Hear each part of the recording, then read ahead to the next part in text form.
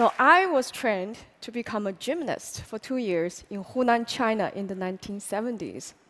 When I was in the first grade, the government wanted to transfer me to a school for athletes, all expenses paid. But my tiger mother said, no. My parents wanted me to become an engineer like them. After surviving the Cultural Revolution, they firmly believed there's only one sure way to happiness, a safe and well-paid job. It is not important if I like the job or not.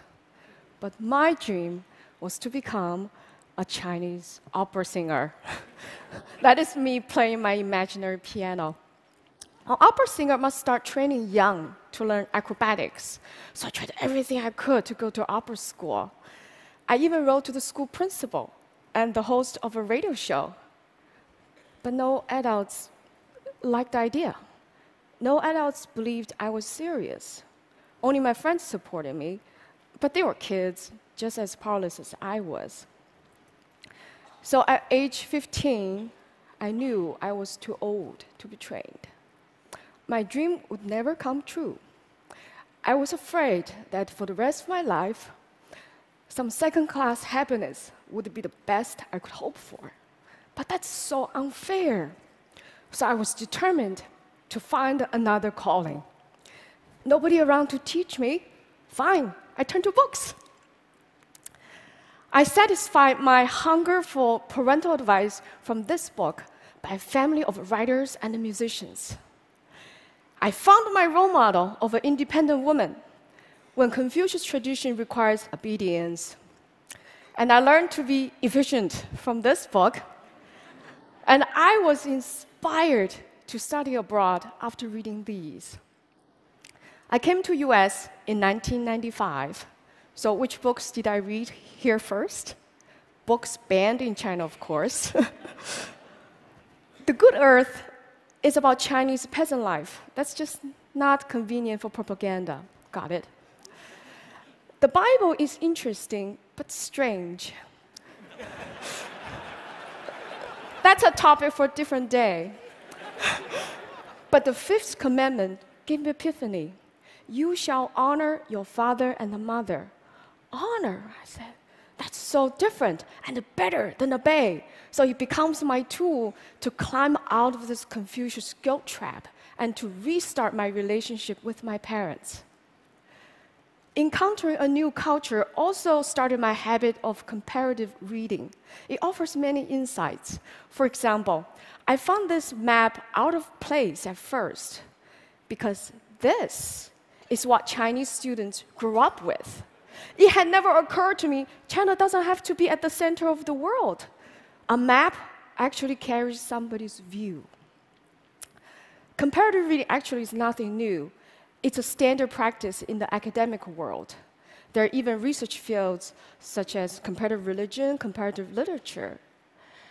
Compare-contrast gives scholars a more complete understanding of a topic. So I thought, well, if comparative reading works for research, why not do it in daily life too? So I started reading books in pairs. So they can be about people who are involved in the same event or friends with shared experiences. I also compare the same stories in different genres or similar stories from different cultures, as Joseph Campbell did in his wonderful book. For example, both the Christ and the Buddha went through 3 temptations. For the Christ, the temptations are economic, political, and spiritual. For the Buddha, they're all psychological: lust, fear, and a social duty. Interesting. So if you know a foreign language, it's also fun to read your favorite books in 2 languages. Instead of loss in translation, I found there's much to gain.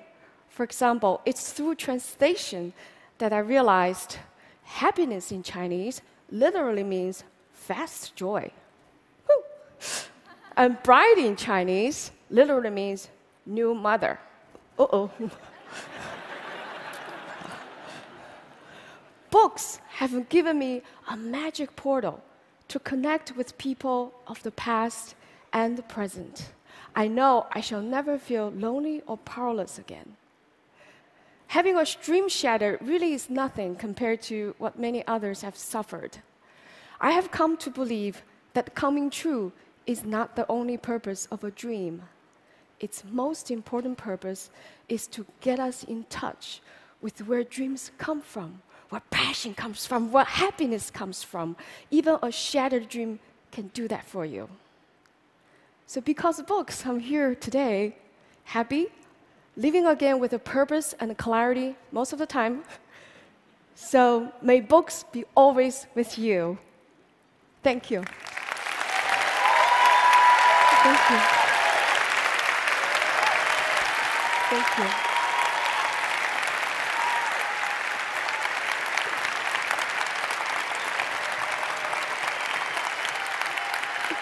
Thank you.